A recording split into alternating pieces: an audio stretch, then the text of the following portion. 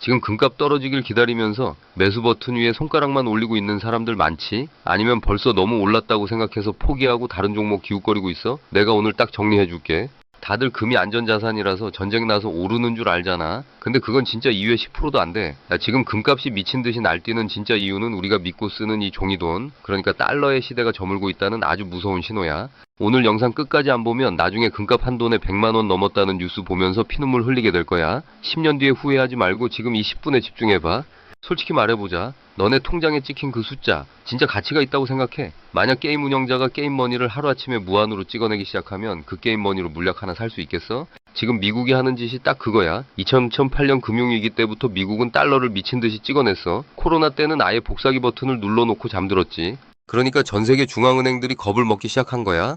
내가 가진 이 달러 이거 나중에 휴지 조각 되는 거 아니야? 특히 2022년에 러시아랑 우크라이나 전쟁 터졌을 때 미국이 러시아 자산을 그냥 동결해버렸어. 이걸 본 중국, 인도 같은 나라들이 무슨 생각을 했겠어? 아, 미국이랑 좀만 틀어지면 내 전 재산이 날아갈 수 있겠구나. 그래서 얘네들이 달러를 팔고 금을 미친 듯이 사모으기 시작한 거야. 이게 지금 금값이 안 떨어지는 진짜 구조적인 이유야. 이건 마치 이런 거야. 네가 동네에서 제일 큰 마트 상품권을 잔뜩 가지고 있는데 마트 주인이 자기 마음대로 상품권을 수조장 발행해서 뿌리고 있어. 심지어 자기 마음에 안 드는 손님은 상품권 못 쓰게 막아버려.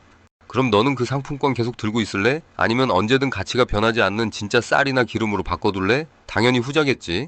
지금 전 세계 중앙은행들이 하는 짓이 바로 이 상품권을 쌀로 바꾸는 작업, 즉 달러를 금으로 바꾸는 작업인 거야.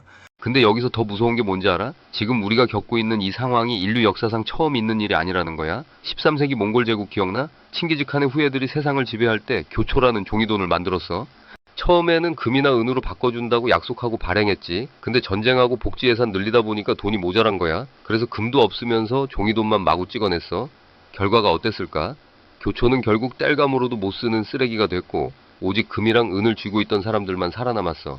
지금 미국 부채가 얼마인지 알아? 35조 달러가 넘어. 이 돈을 갚으려면 또 돈을 찍어야 해. 이자를 갚으려고 돈을 찍어내고 그 돈 때문에 인플레이션이 오면 또 돈을 찍는 이 지옥의 굴레. 이게 바로 지금의 데스밸리인 거야.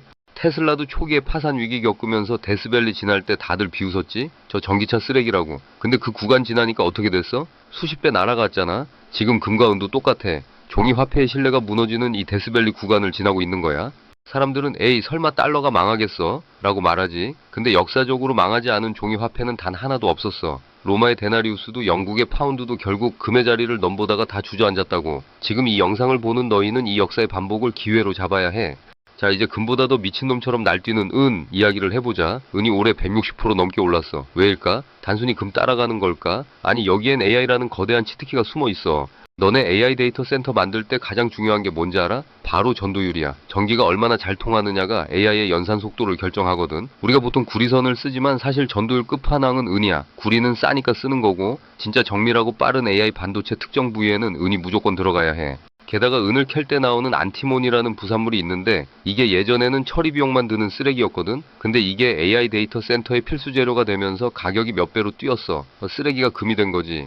지금 은은 가치 저장 수단이라는 금의 성격에 AI 산업의 핵심 소재라는 타이틀까지 달았어. 공급은 어떠냐고? 광산 하나 새로 파서 은 캐내는데 최소 10년 걸려. 근데 수요는 지금 당장 터지고 있잖아. 이건 경제학 1교시만 들어도 알 수 있는 가격 폭등의 공식이야.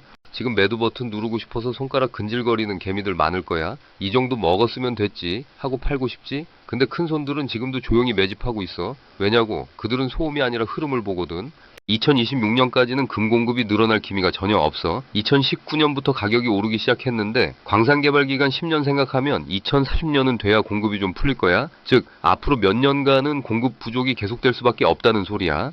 물론 2026년에 잠깐 쉬어가는 구간은 올 수 있어. 너무 가파르게 올랐으니까 숨 고르기는 해야지. 하지만 그건 하락장의 시작이 아니라 못한 사람들 태우려고 잠시 멈추는 버스 같은 거야. 이때 겁먹고 내리는 사람들은 나중에 버스가 시속 200km로 달릴 때 멀리서 먼지만 보고 서 있게 될 거야. 개미들 피가 마를 때가 사실은 최고의 매수 타이밍이라는 거 주식 좀 해본 사람들은 다 알잖아.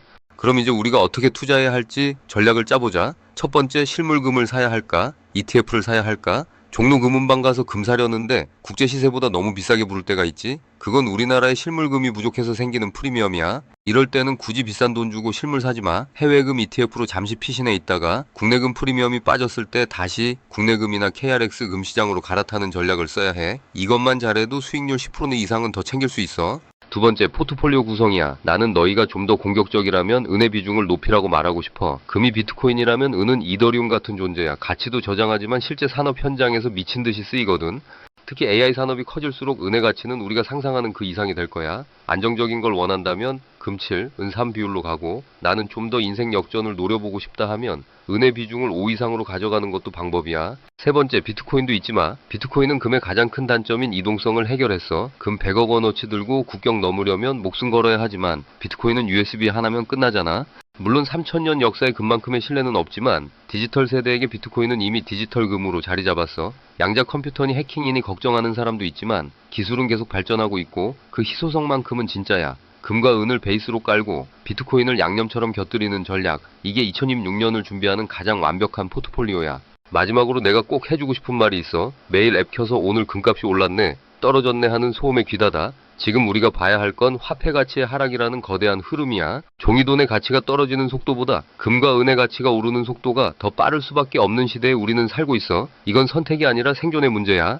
지금 매수하기 무섭지? 남들 다 좋다고 할 때 들어가는 게 제일 무섭긴 해. 하지만 진짜 고수들은 대중의 공포를 먹고 자라. 2030년 공급 과잉 시대가 오기 전까지 이 거대한 파티는 끝나지 않아. 중간중간 파도가 치겠지만 결국 조류는 한 방향으로 흐르고 있어.